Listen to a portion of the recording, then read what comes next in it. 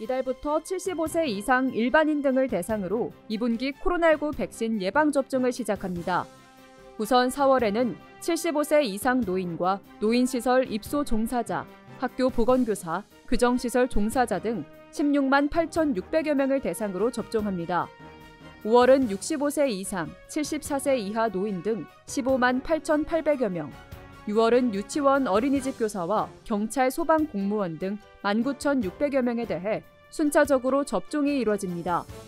도는 원활한 접종이 이뤄질 수 있도록 도내 모든 시군의 14개소의 접종센터를 신속히 설치하고 각 시군의 521개소의 위탁 의료기관을 선정해 도민의 접근성과 편의성을 높일 계획입니다.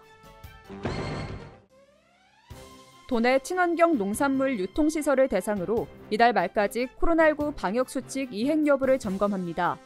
점검 대상은 화훼 공판장과 과수거점 농산물 산지 유통센터, 친환경 농산물 유통센터 등 6개소입니다. 주요 점검 사항은 사회적 거리두기 강화된 1.5단계 연장 행정명령에 따른 방역수칙 이행 여부와 방문자 상시 발열 체크 여부 등으로 선제적 점검 지도를 통해 코로나19 확진자 발생을 사전 차단할 계획입니다. 충북도와 충북테크노파크가 산업통상자원부에서 추진하는 2021년 제조로봇 플러스 사업 공모에 선정돼 국비 29억 원을 확보했습니다. 산업부가 개발한 제조로봇 표준 공정 모델을 지역 특화업종에 최적화해 공정 모델을 개발하고 지역의 수요 기업에 실증하는 사업으로 도내 화장품 및 식가공업종 21개 기업에 적용할 계획입니다. 이와 함께 도는 로봇 관련 지능기관, 기업들과 협력 강화를 추진해 장기적인 충청북도 로봇 산업 육성 전략을 수립할 예정입니다. 충북도의회가 도와 도교육청에 대한 2020년 회계연도 결산검사위원 9명을 위촉했습니다. 결산검사위원은 도의원 3명과 재정회계 분야의 경험이 풍부한 민간위원 3명, 도와 도교육청 예산회계 분야 전직 공무원 3명 등 모두 9명입니다. 이번 결산검사는 오는 19일까지 진행하며 재무운영의 합당성 등 지난해 예산 집행 전반에 대해 부적정한 집행이나 낭비 사례가 없는지 종합적으로 검사합니다. 올해 바이오세라믹 소재 기업 역량 강화 사업에 참여하는 8개 기업이 최종 선정됐습니다.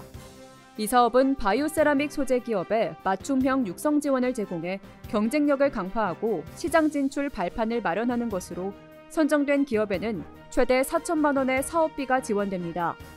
주요 사업으로는 유망 바이오세라믹 소재 기술 개발 R&D 과제 지원과 장비 지원 등을 추진해 국내외 시장 진입 활성화와 고용 창출을 도모할 계획입니다. 알림마당입니다. 옥천군이 올해도 유채꽃 축제를 취소했습니다. 군은 동이면 금암리 금강둔치에 유채꽃 단지를 조성했지만 코로나 장기화로 축제를 취소하고 방문객 차단 등 거리두기 방역 활동을 강화할 계획입니다. 청주시가 중소기업들이 해외 온라인 쇼핑몰에 입점할 수 있도록 지원합니다. 시는 다음 달 20일까지 15개 중소기업을 모집해 미국 온라인 쇼핑몰인 아마존과 일본 직구 사이트 큐텐재팬에 입점할 수 있도록 지원할 계획입니다. 충주시가 사과와 배농가 1,600여 곳에 대한 과수화상병 선제 전수검사를 다음 달 9일까지 진행합니다.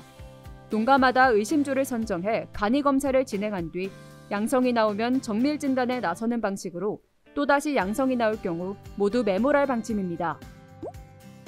제천시가 시간제 보육 제공 어린이집을 기존 5곳에서 10곳으로 확대합니다. 시는 이달부터 아기별, 누리별, 한빛 등 5개 어린이집에서도 시간제 보육 서비스를 이용할 수 있도록 했습니다.